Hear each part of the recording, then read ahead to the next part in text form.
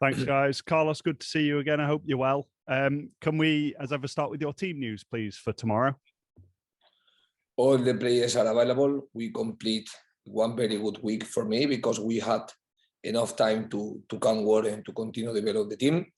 Now we have completed last training, and I understand that every player is available, but I have to select 18 players to travel now.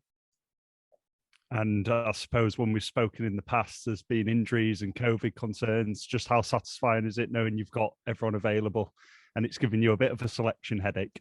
Yes, exactly. This is something very positive because when you need to make a decision means that every player is available, and have all our players available is always a positive news for us.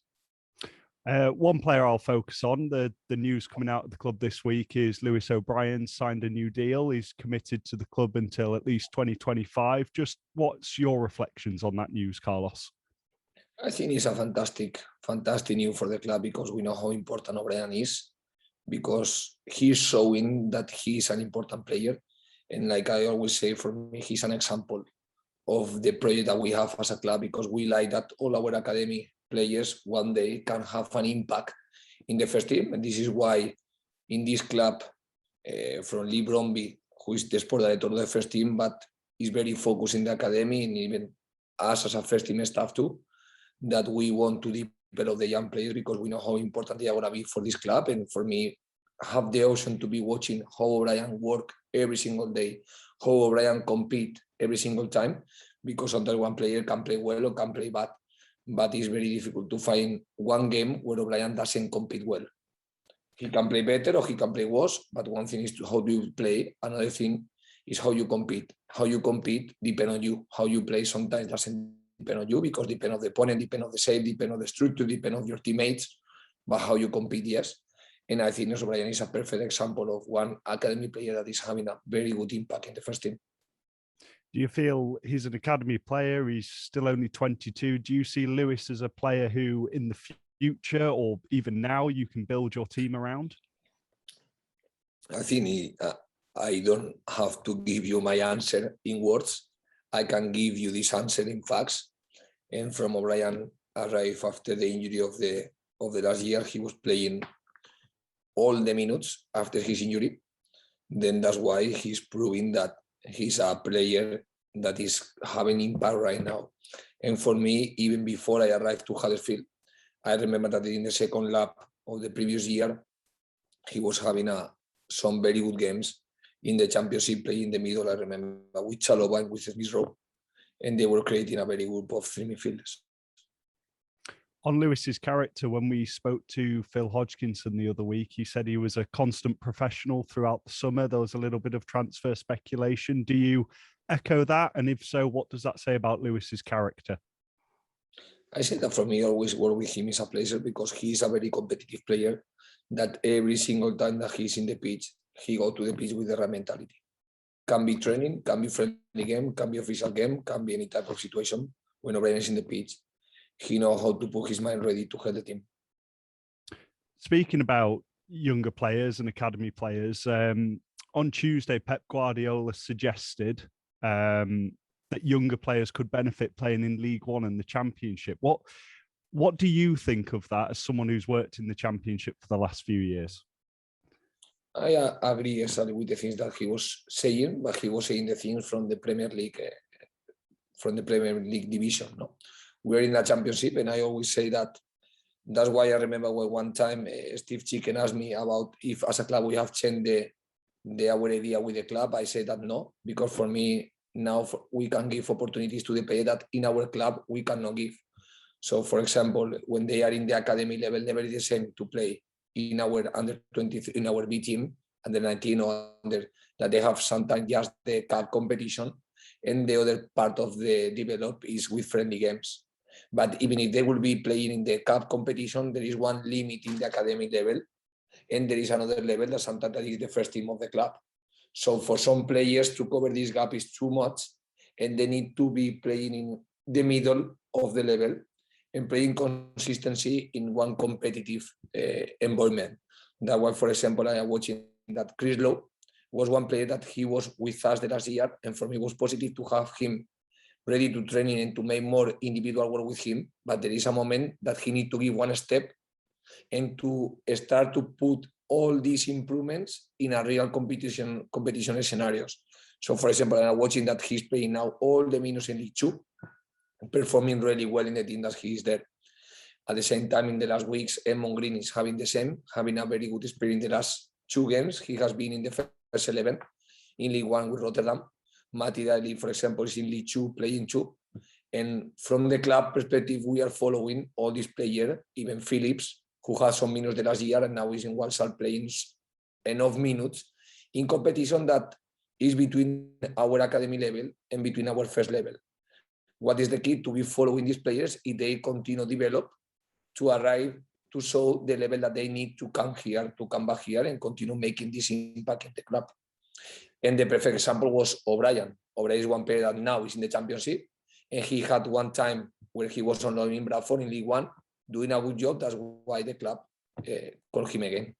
And do you feel that's something you would like to stick with, you know, sending those fringe players like Matty and the other players you mentioned out on loan to get that competitive experience at that level? I think it's necessary. It's very necessary because some of them doesn't need, but some of them need, maybe because just no, sometimes it's because them, or sometimes because the player that is in his position is going to stop the development that they could deserve. But I think as a club, we're doing the right decision in terms of which players keep working with us and which players have to go on loan. Going back to the Nottingham Forest game, Carlos, we saw Matty Pearson come off at half-time, a change in shape. How did you feel that worked out, and has that changed any of your thought process going into the game with Swansea? I think it was a pity because immediately in the first action of the second half, Nottingham Forest scored the goal from one mistake. And it's true that the mistake started with some player, but Turton was involved in this type of action, giving one ball to the opponent where they start to make the finishing after the second ball. After they finishing, they win the second ball of the keeper and they was scoring the goal. So all our ideas changed a little bit more. And for me, the other day in one game, we were playing 2 games until the second half, until they scored the second game. The game was more playing with more spaces in a highest position in the pitch. After they scored the second goal within each of the point that they have, the game was playing very close to their goals, something that was they were creating another contest of the game. But for me, in some moments of the game, in both scenarios, the team showed good personality and some good moments. But of course, if we need to demand ourselves to go for the games, we need to have some improvement in these type of moments. How do you make sure your players, and I think back to last season when Huddersfield went through some bad moments, but if we look back at the Nottingham Forest game, after you lost to Stoke City, the side responded really well. Are you expecting a similar response?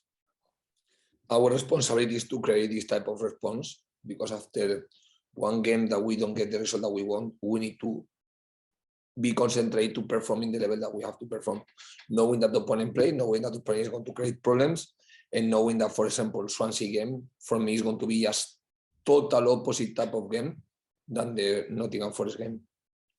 How has the mood been around the training ground this week, Carlos, after a defeat? Are the players ready to get back out there and put things right again, like they have done on several occasions this season already?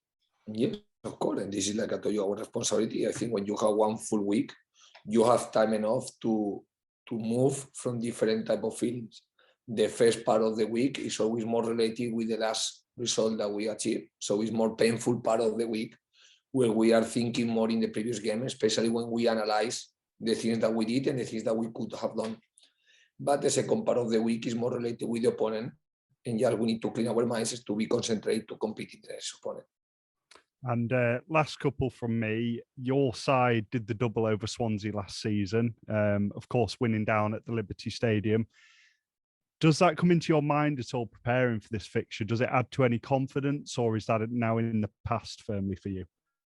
It's now totally in the past, because the players are going to be different. The coach that we face is another coach. The style is totally different. The players that Swansea has now have changed a lot.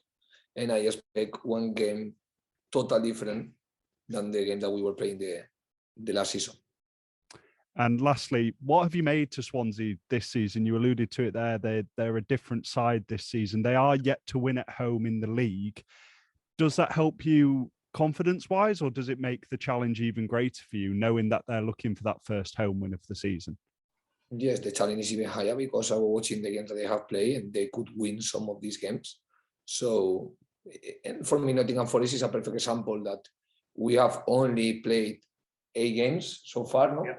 8 games. So we are in one moment that every conclusion that we are doing now is very fast. Even we would like to make conclusion, it's just very fast for me to make any type of conclusion, the positive ones and the negative ones. So I am watching one team that they didn't have the normal precision with their coach, with the new coach, because they start with Steve Cooper, but after they change the coach, and from the new coach he arrived in one period of games in a row.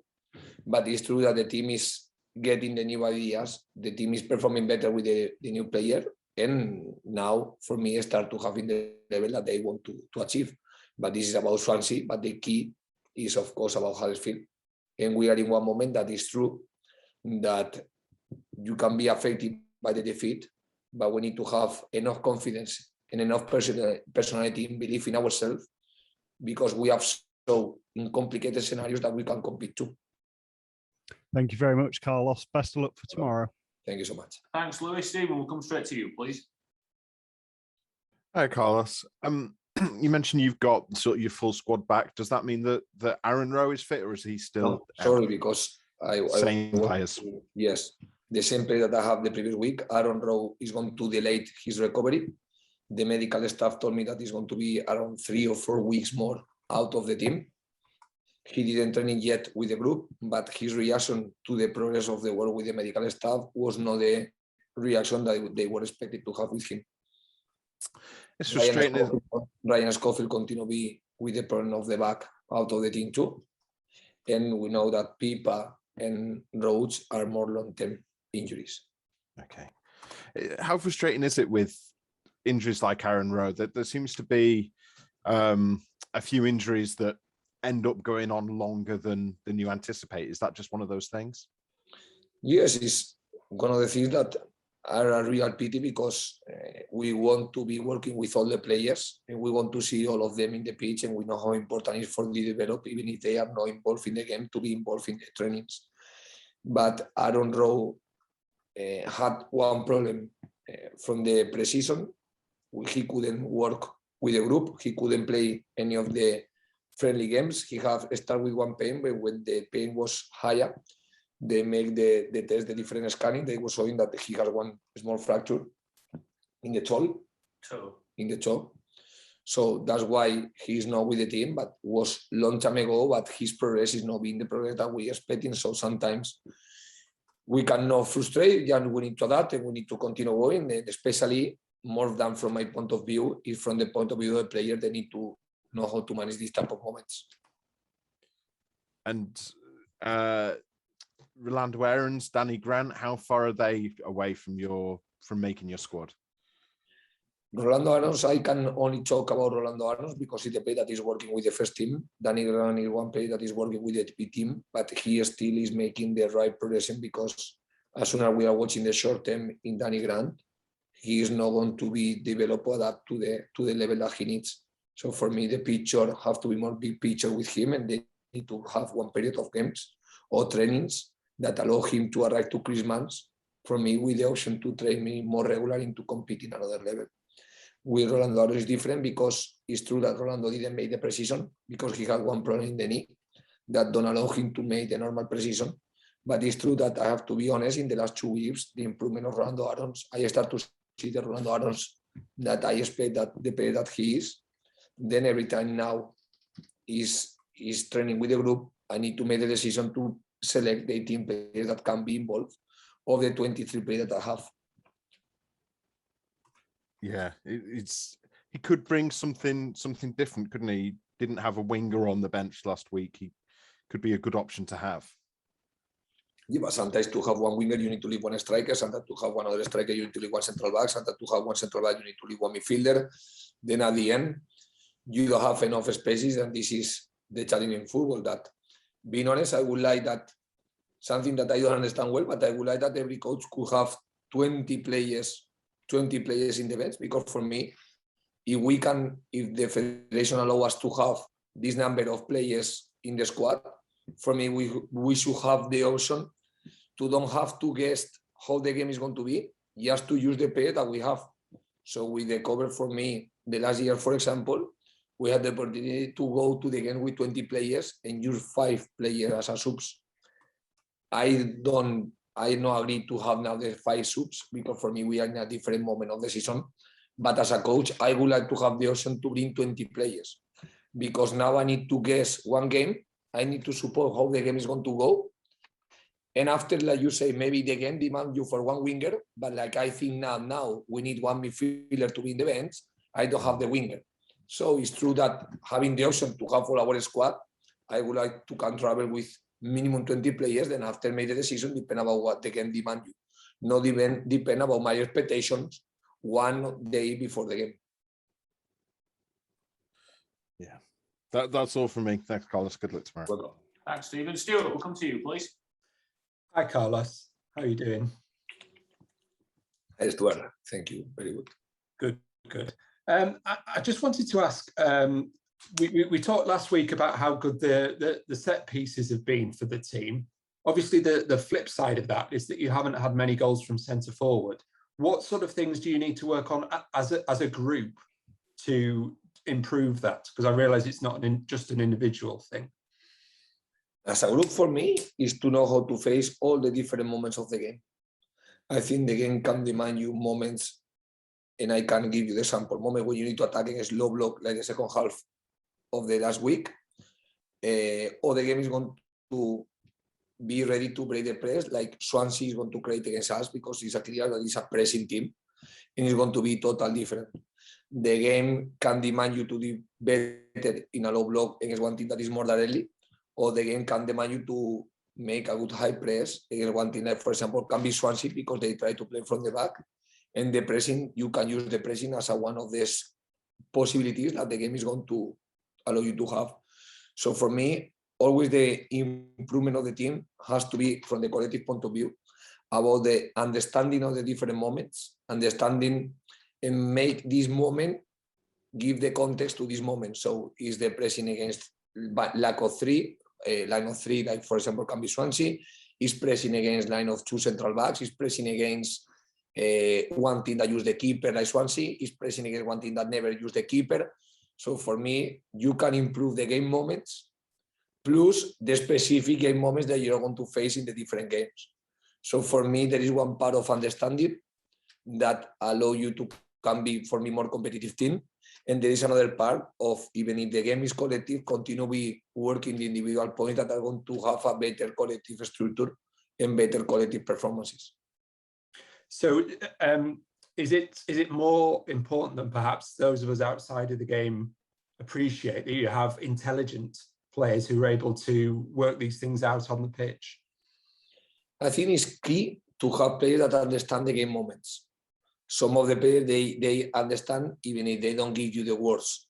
But for example, I talked the other day, like when Holmes arrived to the game, without have any type of extra information from the bench, he arrived and understand how to solve the different moment of the game. But it's important that we take conscious, and sometimes the coaches, we have knowledge, not from our minds, from the players. Because when you analyze who is performing well, you can get conclusions from this situation. But after the coaches, for example, I have been suffering in my life many times the option to be competing against one team that is in a low block. And sometimes the fact that you are playing 1, 2 times, 3 times and you suffer, you can arrive to conclusions that you can use in new situations. So for me, sometimes for me it's important that the players understand the reasons in the back of the behaviors that we try to promote, that we try to show. Because for me, they understand it's easy that they after they can put in the pitch, but the knowledge of the player is different than the knowledge of the coach. We have more verbal and we can put more words to the things. And the players sometimes doesn't need to put the words, they need to put the behaviors and the facts.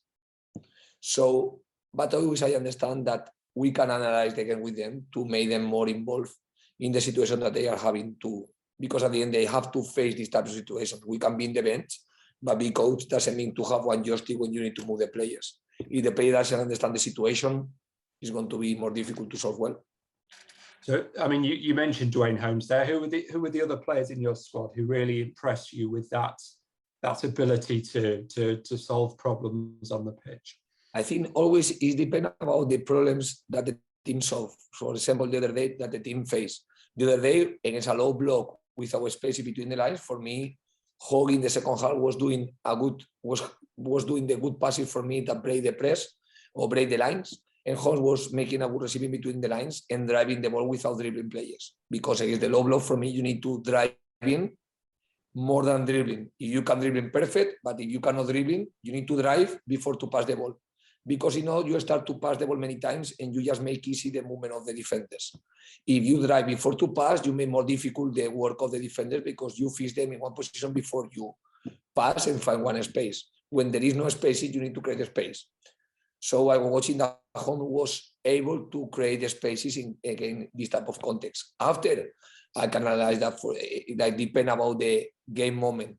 For example, O'Brien was one player that against Blackpool playing away. He was very well making the high press from the left and using him to make counterattacks in the second half. Or against Sheffield United playing away, he was understanding very well the high press moment, the defendings, plus the counterattacks. So depending about the context, some players are going to feel more comfortable in some type of games and more uncomfortable in another type of games. But we want that our players be comfortable in every type of game. Something that is a high challenge, but is what football demands. Because just 1 week after we play against Nottingham Forest, we are going to face one Swansea that is just total opposite style. Even if both play with the same shape, you are going to watch two different type of teams. Of course, yeah. And as a coach in the Championship, I guess one of the most difficult things must be that you don't actually have much time to coach. How enjoyable is it when you have a week like this with no game in between, when you're actually able to spend time on the pitch? For me, it's necessary because the improvement is associated with the time for me to work the players. But it's true that you need to have consistency these type of weeks. And in Championship so far, we have 1 week, and for me right now is just in the international break. But if I don't count the international break weeks, it's the first time that I have 1 full week to prepare one game. So it's something that we need to have more consistency on this, and we need to adapt to the weeks where we have more games and to use very well in the best way that we can the weeks that we have days to come work and to continue to develop ideas of the team. But on a personal level, Carlos, what do you enjoy more? Do you enjoy weeks like this more, or the 3 games in a week weeks? I think when you play many games in a row, the level of stress of the games is too high. It's too high.